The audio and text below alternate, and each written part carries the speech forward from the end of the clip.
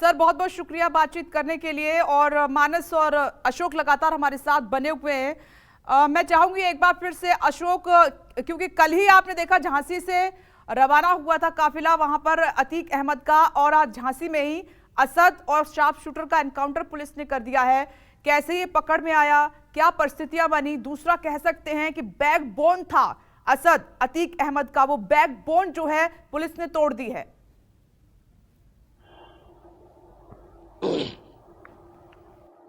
देखिए विपनेश, सबसे बड़ी बात यह है कि 24 फरवरी को जब धूमनगंज इलाके में उमेश पाल की हत्या की गई थी, उसके बाद से तमाम सारे लोगों को पुलिस मुठभेड़ के दौरान गिरफ्तार भी किया गया। पुलिस ने अलग अलग जगहों से लोगों को छापेमारी के दौरान भी गिरफ्तार किया। बड़ी संख्या में लोगों को हिरासत में भी लिया गया था, उनसे भी पूछताछ की जा रही थी। लेकिन सबसे बड़ी चुनौती 24 फरवरी के बाद से आप कह सकते हैं कि एक बड़ा चैलेंज उस पूरे घटनाक्रम में उत्तर प्रदेश की योगी सरकार के सामने पेश किया था। और एक बड़ा सवाल उत्तर प्रदेश की सरकार पर उठने लगा था कि उत्तर प्रदेश में बीजेपी की सरकार है और दिन दहाड़े इस तरह का बड़ा घटनाक्रम प्रयागराज जैसी जगह पर हो जाता है, वो भी उस परिस्थिति में जब उमेश पाल की हत्या की गई तो उनके साथ उनका गनर भी मौजूद था। तो इसे एक बड़े आप कह सकते हैं आपराधिक दुस्साहस के तौर पर इसको देखा जा रहा था। और उस दिन से चाहे वो अतीक अहमद हो, चूंकि वो साबरमती जेल में पहले से बंद थे, अशरफ उनका भाई जो कि पहले से बरेली जेल में ही बंद था, उन लोगों को नामजद किया गया। तमाम सारी जांच में जो अलग अलग परतें खुलकर सामने आई, पड़ताल में तमाम सारे तथ्य सामने आए, तो उसमें सबसे बड़ा चैलेंज यही था कि जब आपको याद होगा कि जब वो सीसीटीवी फुटेज धूमनगंज इलाके का उमेश पाल के घर के बाहर के मोड़ वाला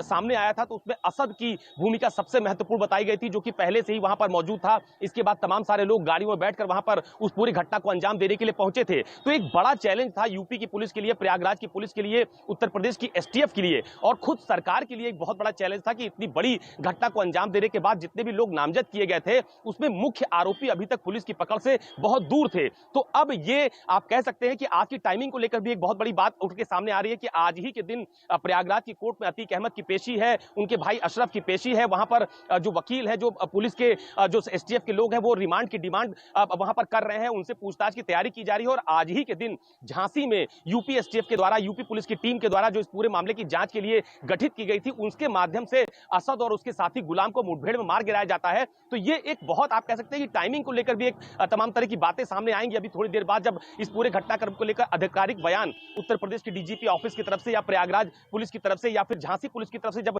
पूरी जानकारी साझा की जाएगी, तो और भी चीजें सामने आएंगी कि कैसे पुलिस से इनका आमना सामना हुआ, कैसे मुठभेड़ के दौरान असद को और गुलाम को मार गिराया यूपी पुलिस ने। लेकिन इतना जरूर है कि ये आप कह सकते हैं कि आपको याद होगा कि जब शुरुआती दौर में कानपुर में एक बड़ा घटनाक्रम हुआ था, उसमें विकास दुबे के एनकाउंटर के दौरान पुलिस ने मार गिराया था, तो उस वक्त भी पुलिस के लिए एक बहुत बड़ी चुनौती विकास दुबे बना हुआ था। और इस पूरे घटनाक्रम में जितने भी लोग मुख्य रूप से आरोपी बनाए गए थे, उसमें अतीक अहमद, अशरफ, उनके भाई, उनका बेटा असद और खास तौर पर असद, जो कि एक बहुत बड़ी चुनौती बना हुआ था। 24 फरवरी से आज 13 अप्रैल हो गई है, तो ये आप कह सकते हैं कि तकरीबन इतने दिन बीत जाने के बाद भी मुख्य आरोपियों को पुलिस पकड़ने में नाकाम रही थी। तो ये एक बहुत बड़ा चैलेंज यूपी पुलिस और उत्तर प्रदेश की एसटीएफ के लिए बना हुआ था। लेकिन आज जब असद को और उसके साथी गुलाम को पुलिस ने मार गिराया है, तो पुलिस आप कह सकते हैं कि वो उसके लिए एक बड़ी उपलब्धि है, क्योंकि काफी दिनों से पूरी की पूरी टीम, एक अलग जांच टीम उसमें गठित की गई थी, वो लगातार इसकी तफ्तीश कर रही थी, पड़ताल कर रही थी, अलग अलग जगहों पर छापेमारी की जा रही थी। तो आज उत्तर प्रदेश पुलिस ने इस घटना में जो मुख्य आरोपी थे, यानी माफिया अतीक अहमद का बेटा असद और इसके अलावा गुलाम जो शूटर था, उसको फिलहाल पुलिस ने झांसी में मार गिराया है। और ये यूपी पुलिस के लिए एक बड़ी उपलब्धि मानी जा रही है। तमाम सारे जो उत्तर प्रदेश पुलिस के या एसटीएफ के तमाम सारे जवान जो इस पूरे घटनाक्रम को सुलझाने में, इस हत्याकांड की परतें खोलने में जुटे हुए थे, उनके लिए एक बड़ी उपलब्धि के तौर पर इसको देखा जा रहा है। और अभी यूपी के जो का डीजीपी ऑफिस है, उसकी तरफ से इसकी पुष्टि की गई है। बाकायदा यूपी के ADG law and order Prashant Kumar की तरफ से यह पुष्टि की गई है आधिकारिक तौर पर कि झांसी में अतीक अहमद का बेटा, जो कि उमेश पाल हत्याकांड में मुख्य आरोपी था, नामजद किया गया था, जिसने इस पूरे घटनाक्रम को लेकर साजिश रची थी, उसको फिलहाल एनकाउंटर में मार गिराया गया है। और जो उसका साथी था गुलाम, जो मुख्य शूटर भी था, उसको भी फिलहाल एनकाउंटर में मार गिराया गया है। दूसरी बात, अभी प्राथमिक तौर पर जो जानकारी साझा की गई, उस लिहाज से इन दोनों के पास से अत्याधुनिक असलहे भी बरामद किए गए हैं। और ये कहा जा रहा है कि वो असलहे फॉरेन मेड असलहे हैं जो उनके पास से फिलहाल बरामद किए गए हैं। तो पूरा विवरण, पूरी जानकारी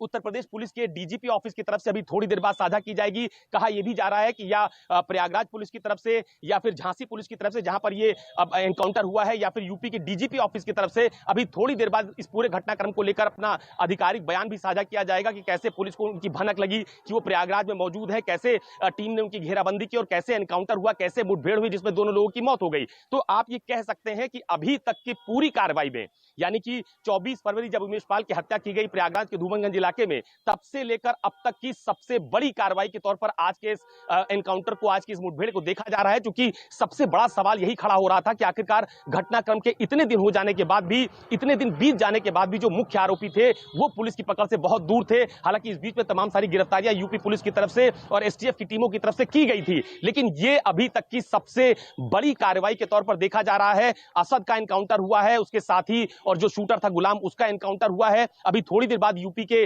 डीजीपी ऑफिस की तरफ से इसको लेकर या प्रयागराज पुलिस की तरफ से पूरा विवरण चाहूंगी। आज उत्तर प्रदेश से बहुत बड़ी खबर सामने आई है। UP STF